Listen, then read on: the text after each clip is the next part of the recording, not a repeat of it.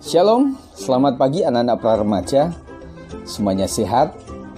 Oleh karena kita berdoa terus, maka kita tetap sehat dan tetap diberkati oleh Tuhan.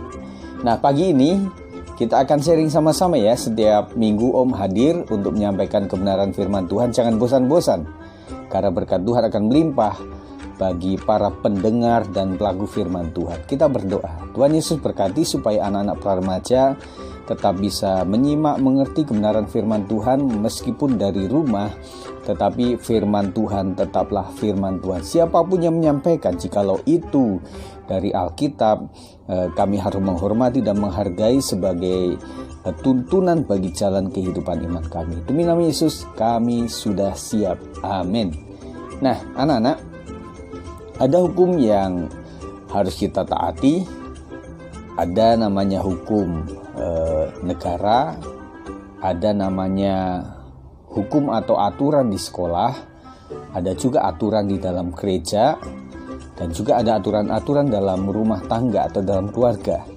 Nah, hari ini kita akan belajar tentang bagaimana ada satu hukum yang kita harus taati. Nah, perlu disadari bahwa sebagai umat Tuhan, kita itu memiliki Alkitab, yang Alkitab ini memiliki banyak jumlah Alkitab, atau maksud saya banyak jumlah kitab, dan dibagi antara perjanjian lama dan perjanjian baru. Nah, perjanjian lama berjumlah berapa? Nanti dihitung ya. Nah, jumlahnya ada 39. Kemudian perjanjian baru ada berapa? Semuanya ada 66 kitab. Jadi kalau perjanjian lama 39, maka perjanjian baru berapa? 27. Nah, begitu tebalnya kitab ini tulisannya kecil-kecil sekali. Kalau seandainya tulisannya gede-gede, lebih tebal lagi kan? Nah, pertanyaannya adalah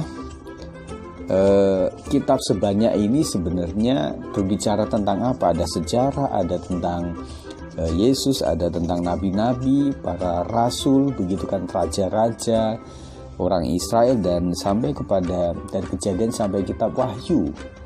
Nah, anak-anak semua, Om akan katakan begini, bahwa ada satu firman Tuhan yang menjadi intisari. Jadi dari buku yang tebal ini ada sebuah intisari ya. Intisari yang boleh kita pelajari, yang ini juga dipertanyakan oleh murid-murid pada saat itu di dalam Matius 22 ayat yang ke-34 sampai yang ke-40. Ketika orang-orang Farisi mendengar bahwa Yesus telah membuat orang-orang Saduki itu bungkam, berkumpullah mereka, dan seorang dari mereka, seorang ahli Taurat, bertanya untuk mencobai dia. Guru, hukum manakah yang terutama dalam hukum Taurat? Jawab Yesus kepadanya, kasihlah Tuhan Allahmu dengan segenap hatimu, dan dengan segenap hati jiwamu, dan dengan segenap akal budimu. Itulah hukum yang terutama dan yang pertama. Dan hukum yang kedua yang sama dengan itu ialah kasihlah sesamamu manusia seperti dirimu sendiri. Pada kedua hukum inilah tergantung seluruh hukum Taurat dan kitab para nabi. Jadi semua yang ada dalam isi Alkitab, Taurat pada zaman Israel itu yang dipertanyakan oleh murid-murid dan orang-orang yang ada di sekitar Yesus, orang Farisi dan juga orang-orang Saduki, mereka adalah orang-orang pandai. Mereka bertanya tetapi ingin mencobai. Jadi sebanyak hukum Taurat itu sangat banyak sekali. Jadi ada hukum pagi sampai malam hari, dan itu kalau dipilah-pilah sangat banyak sekali. Makanya dipertanyakan sebenarnya yang paling utama dari semua hukum itu apa? Ini penting, ini penting, ini penting, semuanya penting. Tetapi yang terutama apa? Tapi Tuhan kasih tahu bahwa yang pertama adalah kasihlah Tuhan. Nah, kita sedang mengasihi Tuhan dengan cara menyembah Dia, memuliakan Dia, ikut ibadah dengan baik. Di masa pandemi ini tetap kita melakukan ibadah dengan baik, berdoa tetap. Dan kemudian yang kedua adalah mengasihi sesamamu manusia, tetapi dengan catatan seperti dirimu sendiri. Nah, kamu ingin sharingkan begini. Kalau mengasihi sesama seperti diri kita sendiri, artinya adalah begini. Dibalikan, apa-apa itu harus dibalikan. Maksudnya, apa yang ingin orang lakukan terhadap kamu, itu yang harus kamu lakukan, begitu. Jadi kalau misalnya kamu ingin diperlakukan baik, ya perlakukan orang baik. Jadi itu yang harus kita lakukan, gitu ya. Jadi pengennya apa orang terhadap kita, kita lakukan kepada mereka.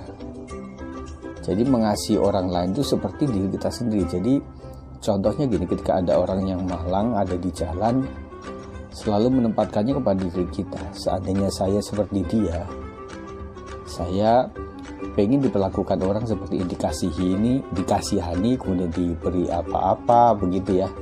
Nah, kita memperlakukan itu kepada orang lain seperti kepada diri kita sendiri. Nah, anak-anak remaja, selamat belajar untuk bisa mempraktikkan firman Tuhan.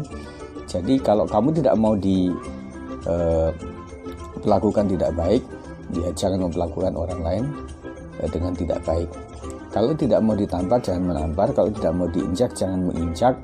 Kalau tidak mau dimaki-maki, jangan memaki-maki. Istilah kata begitu ya.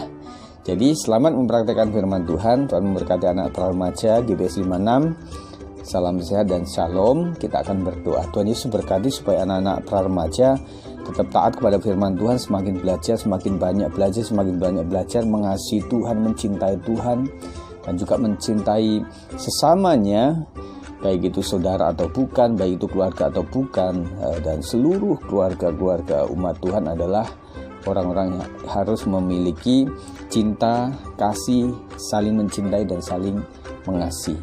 Kiranya berkat Tuhan melimpah atas anak-anak remaja, berkat di dalam nama Bapa, Anak, dan Roh Kudus, di dalam nama Tuhan Yesus Kristus memberkati kalian semuanya hari ini sampai Tuhan datang dua kalinya. Yang percaya katakan amin. Shalom. Sampai jumpa, salam sehat dari saya.